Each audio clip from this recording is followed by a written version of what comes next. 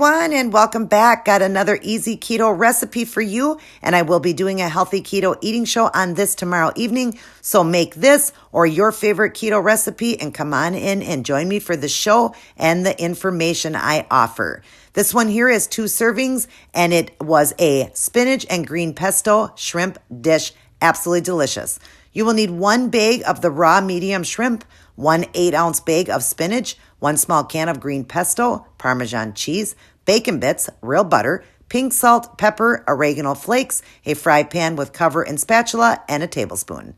Let's cook up our shrimp in 2 tablespoons of real butter, or go without the butter in a non-stick pan to save on fat. Turn it on a heat a little higher than medium. Open your shrimp and drain out all the liquid, and then pour it into your melted butter.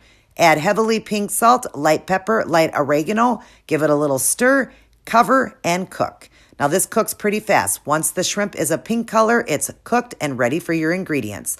Throw over an 8-ounce bag of the spinach, and you'll see that right there.